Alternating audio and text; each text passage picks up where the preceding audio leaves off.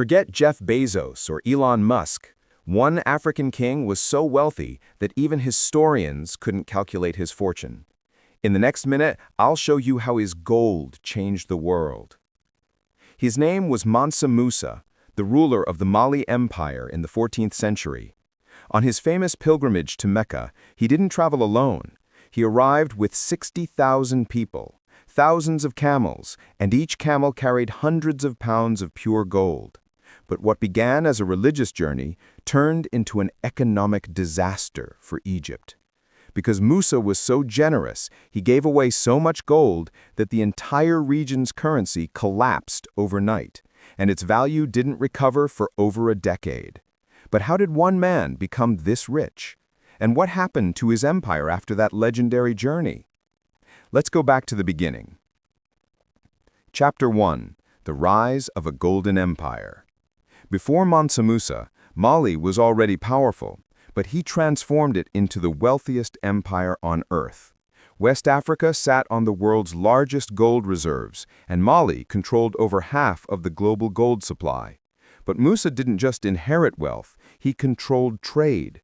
Every gram of gold or salt that crossed his land was taxed. Caravans from Europe, Arabia, and Asia had to pass through his empire. If you wanted gold, you paid Musa. By today's standards, economists estimate his net worth at over $400 billion, more than Elon Musk and Jeff Bezos combined, and that's being conservative. Chapter 2. The Pilgrimage That Shook the World. In 1324, Mansa Musa set out on his legendary Hajj to Mecca, a journey every Muslim is required to take. But instead of traveling humbly, he announced his presence to the entire world. Witnesses reported camels carrying gold dust, servants holding golden staffs, and women dressed in embroidered silk. He spent freely, donating to the poor, building mosques, even tipping merchants with handfuls of gold. But here's the twist.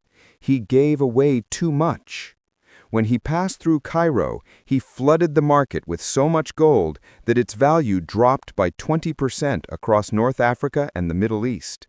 Imagine someone walking into Wall Street today and crashing the global economy just by spending money.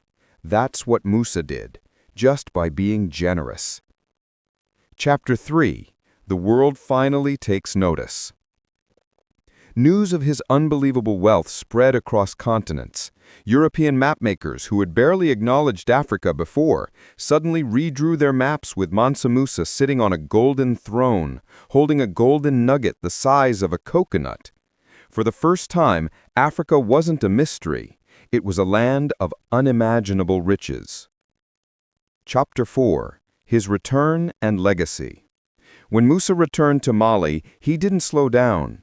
He built universities, mosques, and libraries, turning Timbuktu into the intellectual capital of the world. Scholars from Egypt, Spain, and Persia traveled thousands of miles just to study under his patronage. But after his death, successors failed to maintain his empire. Trade routes shifted, cities lost influence, and Mali slowly declined. His story faded from textbooks, but not from history. The lesson. Today, we measure wealth in dollars, yachts, and rockets, but Mansa Musa's story proves something deeper. True wealth isn't just about how much you have, it's about how much you build for others. He didn't just spend gold, he reshaped economies, he rewrote maps, he built cities that educated the world. And 700 years later, his name still echoes across the sands of history.